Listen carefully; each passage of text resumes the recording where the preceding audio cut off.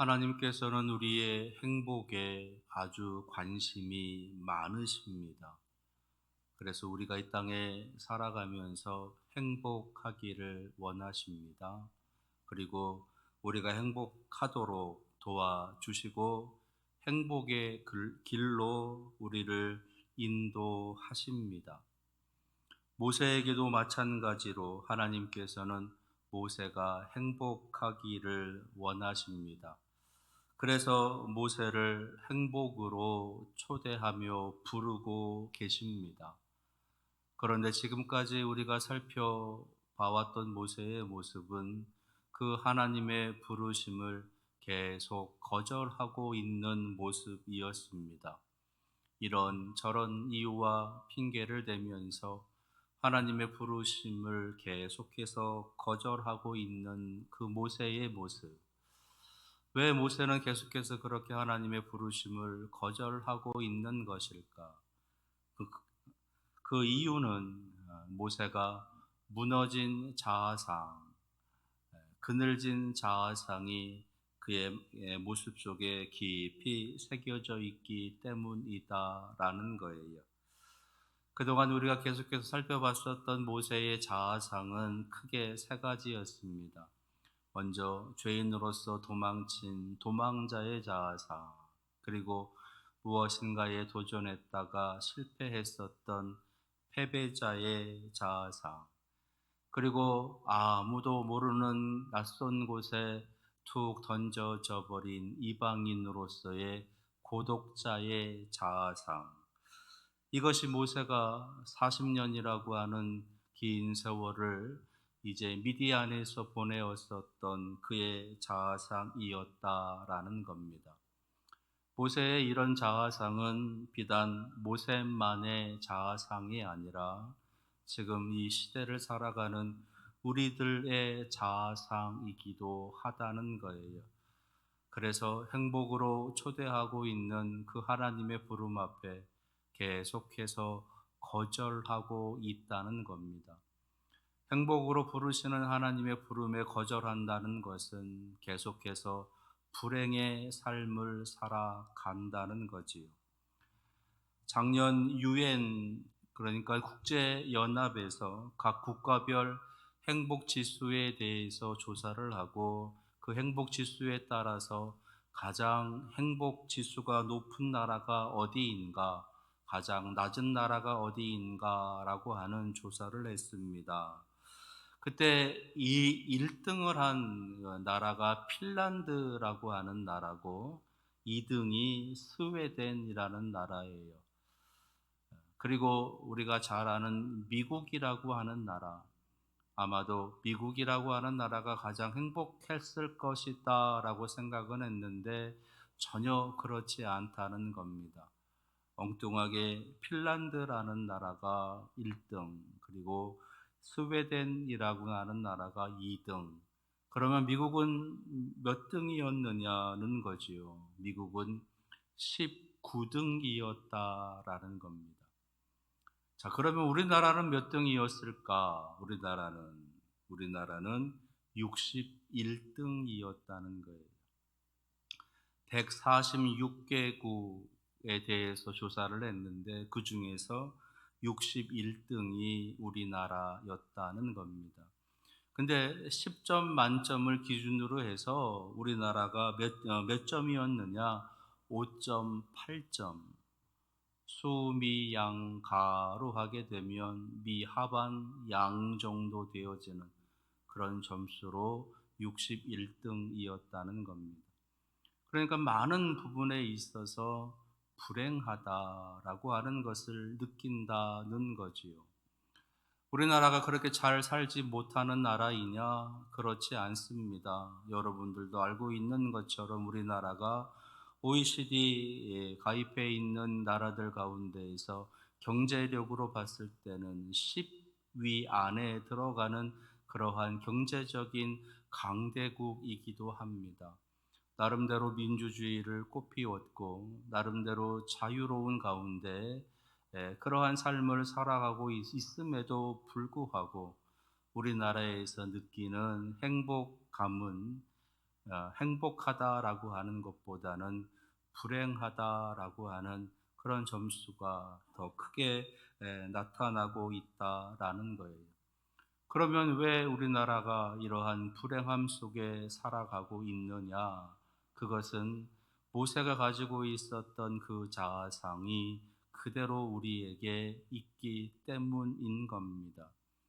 실패자의 자아상, 도망자의 자아상, 그리고 고독자의 자아상. 애써 감추려고 하고, 애써 부인해 보고 싶고, 외면해 보고 싶지만, 우리들 가장 마음 깊숙한 곳에 담겨져 있는 이 자화상으로 인해서 우리는 불행을 더 많이 느낀다라는 것이에요. 그러한 무너진 자아상, 망가진 자아상, 그늘진 자아상이 우리의 불행의 큰 이유가 되고 있다는 것입니다. 이렇게 불행한 가운데 살아가고 있는 사람들, 모세를 비롯해서 바로 우리들, 하나님께서는 이런 모세와 우리를 하나님 주시는 행복으로 초대하고 계시다는 것이에요. 하나님의 자녀로 하나님의 행복으로 초대하고 계시는 그 하나님의 부르심을 오늘 들을 수 있는 여러분들 될 수 있기를 바랍니다. 그렇게 하나님께서 모세를 행복으로 초대하고 있고, 그렇게 하나님의 쓰시는 그 거룩한 뜻을 위해서 부르고 계셨는데, 오늘 드디어 이 모세가 그 하나님의 부름에 순종하고 있는 모습이 오늘 말씀에 기록되어져 있습니다. 그런데 놀라운 일은 모세가 그렇게 하나님의 부르심, 하나님의 뜻에 순종함으로 나아갈 것을 선택하고 그 순종의 길을 시작할 때 하나님의 놀라운 은혜도 함께 시작되어지고 있다는 거예요.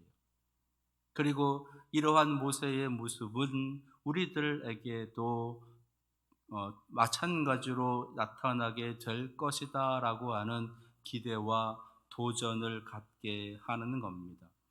그러니까 우리가 하나님의 부르심에 순종함으로 시작할 때 우리가 우리에게도 기대할 수 있는 하나님의 은혜가 있겠다라는 거지요. 자, 그러면 우리가 하나님의 부르심에 순종을 시작할 때 우리가 우리에게 기대할 수 있는 하나님의 은혜는 무엇일까? 그 첫 번째는요, 죄인의 자아상, 그러니까 도망자의 자아상을 회복하시는 하나님의 은혜를 경험할 수 있다라는 겁니다. 사람을 죽이고 죄인된 신분으로 도망쳤었던 모세, 그 모세가 오늘 말씀 속에서 더 이상 그런 도망자 죄인의 자아상이 아닌 하나님께서 회복해 주시는 은혜의 자아상으로 나타나고 있다라고 하는 것을 보여주고 계세요. 먼저 18절에 있는 말씀을 보시게 되면 모세의 장인 이드로가 모세가 이제 애굽으로 돌아가겠다라고 하는 이야기를 할 때에 평안히 가라라고 하면서 축복해 주고 있는 모습이 있습니다. 40년 전에 무슨 연유에서인지 몰라도 이제 애굽 사람이 자신에게 찾아온 것이에요. 그리고 자신과 40년이라고 하는 삶을 살아가면서 자신의 양을 치는 것뿐만 아니라 자신의 딸과 결혼도 하고 그 사이에서 이제 아들도 낳게 되고 그렇게 하면서 나름대로 가정을 꾸리고 살고 있었다는 겁니다. 애굽에서 어떤 일이 있었는지, 그가 왜 이곳까지 쫓겨왔는지 그것에 대해서 구체적으로 알 수는 없지만 40년이라고 하는 세월을 함께 살아본 결과 이 장인 이드로가 느끼고 있는 것은 이 모세라고 하는 사람이 다시 애굽으로 돌아가도 괜찮을 만한 성품과 괜찮을 만한 그런 삶의 자세를 가지고 있다라고 하는 것을 알게 되었다는 거예요. 모세의 목숨을 노리고 있는 사람들이 왜 그 목숨을 노리고 있는지 구체적으로 알 수는 없지만 이제 그가 다시 돌아갔을 때에는 상황이 많이 바뀌어지게 될 것이다.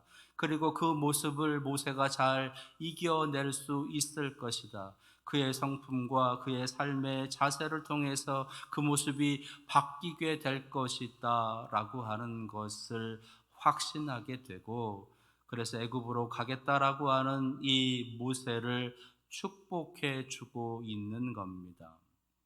그냥 이방인이 아니라 함께 살고 있었던 사람이 아니라 이제는 가족이잖아요. 그러한 위험 속에 그대로 노출되도록 내버려 둘 수는 없었을 것인데 40년을 살아본 결과 괜찮겠다라고 하는 마음으로 오히려 축복해 주면서 이 모세가 가겠다는 그 길을 허락해 주고 있다는 겁니다. 이것이 모세가 이제 더 이상 도망자 죄인의 그런 어둠의 자아상이 아닌 그것에서 벗어난 온전한 삶을 살아갈 수 있는 그러한 자아상이 되었다라고 하는 증거 아니겠느냐라는 거지요. 또 하나의 모습이 있습니다. 그것은 좀 더 구체적으로 하나님께서 역사해 주신 것인데 19절에 보시게 되면 여호와께서 미디안에서 모세에게 이르시되 애굽으로 돌아가라. 내 목숨을 노리던 자가 다 죽었느니라. 하나님께서 모세의 생명을 이제 노리고 있는 자들, 그들을 다 죽게 하셨다라는 겁니다. 안전하게 하셨다라는 거예요. 40년이라고 하는 세월 동안 모세의 생명을 위협하고 있었던 그 모든 위협의 요소들을 하나님께서 제거해 주셨다라는 겁니다. 이것이 모세가 하나님의 말씀에 순종을 시작할 때 모세에게 나타난 그 도망자의 자아상을 회복시켜 주시는 하나님의 은혜의 모습이었다라는 거예요. 그의 생명을 위협하고 그의 삶을 위협하고 그의 신앙을 위협하고 그로 하여금 하나님 앞에 온전히 순종하지 못하게 했었던 그 모든 요소들이 이렇게 다 회복되어지는, 제거되어지는 은혜가 임하게 되었다라는 것이에요. 아니 오히려 평안히 가라라고 축복해 주는 그런 축복의 은혜도 있었다라는 것을 말씀하시는 겁니다. 오늘 이 은혜가 여러분들에게도 같이 임할 수 있기를 바랍니다. 좀 더 구체적으로 우리의 삶에서 어떠한 모습으로 이런 은혜가 임하기를 원하는가? 우리가 믿음을 시작하겠노라고, 우리의 믿음을 좀 더 굳건하게 지켜가겠노라고, 하나님 앞에 온전한 예배를 드리고 하나님 앞에 온전한 신앙의 삶을 살아가겠노라라고 다짐하며 나아가는 그 순간 하나님께서 그 길을 열어주신다라는 것이에요. 교회를 다니겠다라고 말할 때 오히려 축복해 주는 은혜, 그토록 반대하고 거절하고 잘라 말했었던 이들이 함께 교회 나아가자라고 말할 때 그렇게 하자라고 순순히 따라주고 응해주면서 함께 교회로 나올 수 있는 은혜, 교회 다닌다고 할 때에 그것에 대해서 저주하고 조롱하고 이런 저런 모습으로 반대했었던 그 마음들이, 그 모습들이 다 사라지고, 그래 잘 믿어서 좋은 신앙인이 되어라 라고 오히려 축복해 줄 아는 그런 주변의 모습으로 바꾸어 주시는 은혜, 그것이 하나님의 부르심에 순종하며 나아갈 때 우리의 삶에 임하게 되는, 우리가 기대할 수 있는 하나님의 은혜인 것입니다. 오늘 이런 은혜가 여러분들에게 임하시고 그런 은혜로 나아가기 위한 도전의 삶을 시작하시는 여러분들 될 수 있기를 바랍니다. 두 번째로 우리가 순종을 시작할 때 기대할 수 있는 하나님의 은혜는 실패자의 자아상을 회복하시는 은혜예요. 실패자, 패배자라고 할 수 있지요. 그런 자아상에서 이제는 승리자의 자아상으로 하나님께서 바꾸어 주고 계십니다. 그 증거가 무엇인가? 먼저는 오늘 모세가 20절 말씀을 보니까 하나님의 지팡이를 손에 잡았더라 기록하고 있어요. 여기서 이 하나님의 지팡이, 이것은 능력의 지팡이고 기적의 지팡이이고 승리의 지팡이인 겁니다. 단순히 그저 뱀을 지팡이로, 지팡이가 다시 뱀으로, 또 나일강물을 이제 피로 바꿀 때 사용하는 그런 도구로서의 지팡이일 뿐만 아니라 애굽의 10가지 재앙을 내릴 때에 사용하는 지팡이, 바로의 어떤 권력을, 바로의 힘을 꺾을 때 사용했던 지팡이, 그리고 홍해에 바로의 군사들을 다 수장시킬 때 사용했었던 지팡이가 바로 이 모세가 들고 있는 하나님의 지팡이였던 겁니다. 그러니까 하나님의 지팡이는 그저 단순한 지팡이가 아니라 모세에게 승리를 안겨다 주는 하나님의 능력의 지팡이였던 것이에요. 그래서 이제 모세는 더 이상 패배자, 실패자가 아니라 승리자로 살아갈 수 있는 하나님의 능력의 지팡이를 갖고 있는 사람이 되었다라는 겁니다.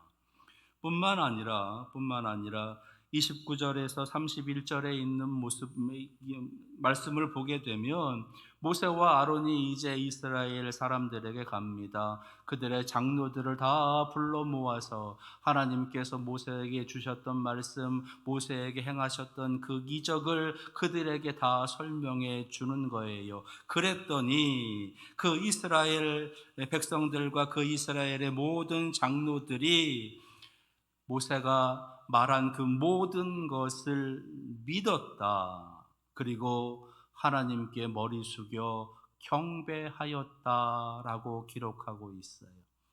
전에는 이 모세에 대해서 이스라엘 백성들이 어떠한 자세를 취했나요?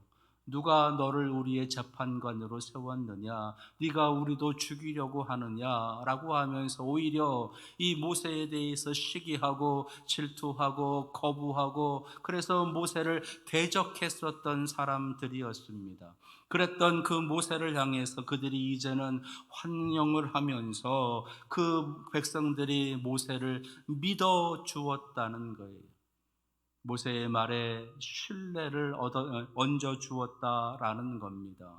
그리고 모세와 아론을 이제 이스라엘 백성들이 계속해서 따라가게 되는 그러한 지도자가 되어주는 모습으로 하나님께서 이끌고 계시다는 거지요.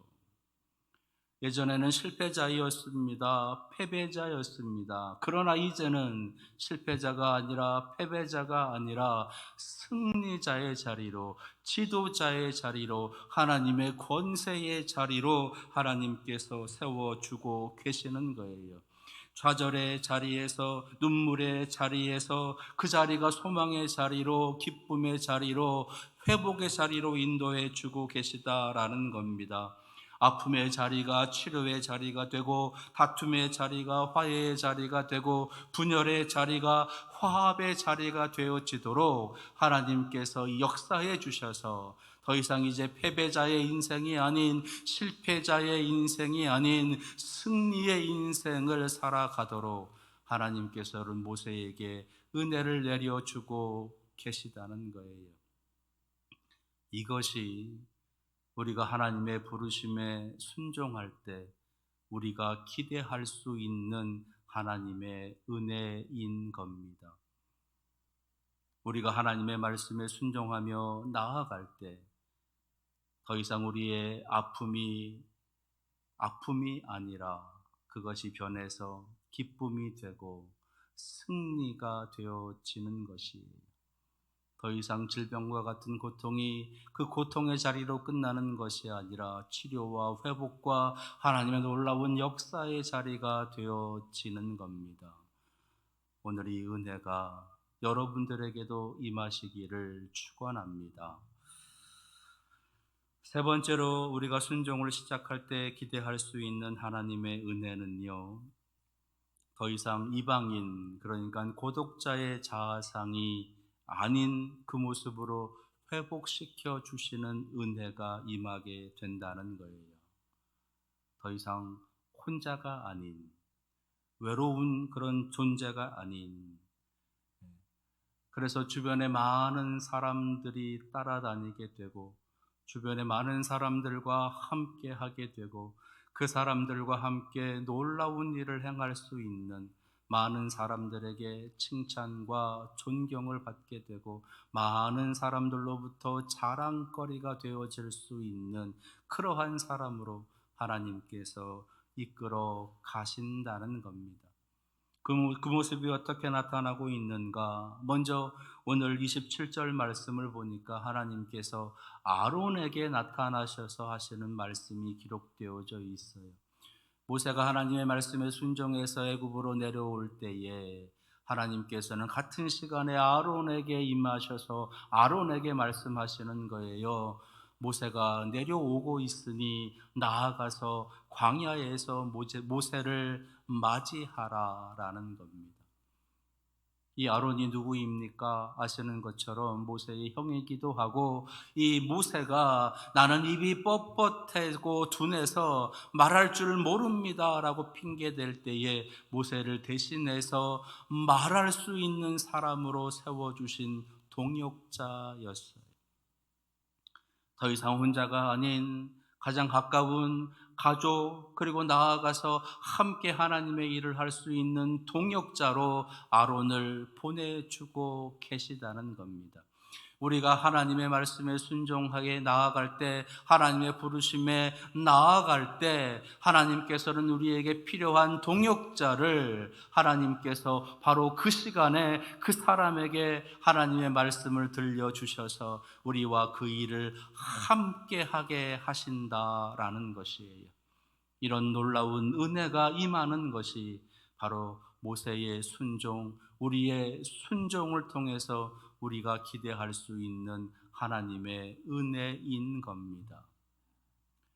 때로는 함께 일할 자가 없어서, 때로는 같이 고민할 사람이 없어서, 때로는 내 마음을 위로해 줄 수 있는 사람이 없어서, 때로는 심지어는 우리의 가족까지도 내 마음을 몰라주는 것 같아서, 그래서 너무 외롭고 너무 괴로운 우리들, 그래서 왠지 모를 슬픔과 왠지 모를 눈물을 흘리고 있는 우리에게, 그럼에도 불구하고 우리가 하나님의 말씀에 순종해서 하나님의 앞에 나아올 때에 하나님께서는 우리를 위로할 사람을, 우리를 대신해서 하나님의 말씀을 전해줄 사람을, 우리의 마음을 시원하게 해줄 사람을 우리에게 보내주신다라는 것이에요.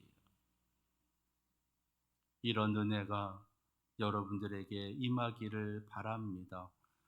여러분 혼자서 신앙생활 하도록, 여러분 혼자서 믿음의 생활 하도록, 여러분들 혼자서 봉사의 일들 하도록 내버려 두지 아니하시고, 때를 따라 돕는 사람들을, 때를 따라 동역자들을 보내어 주셔서 하나님의 그 거룩한 일을 감당케 하시는 그 하나님의 은혜, 그 은혜가 오늘 여러분들에게 임하시기를 축원합니다.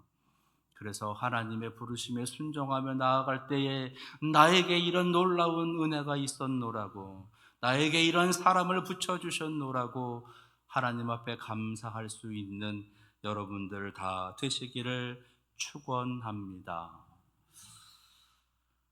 오늘 말씀, 하나님의 부르심에 순종하며 나아간 모세에게 임한 하나님의 은혜, 그 은혜가 우리도 기대할 수 있는 하나님의 은혜이다 말씀을 드리면서, 도망자의 자아상에서 회복하시는 은혜, 패배자의 자아상에서 회복하시는 하나님의 은혜, 그리고 고독자의 자아상에서 회복하시는 하나님의 은혜에 대한 말씀을 드렸습니다.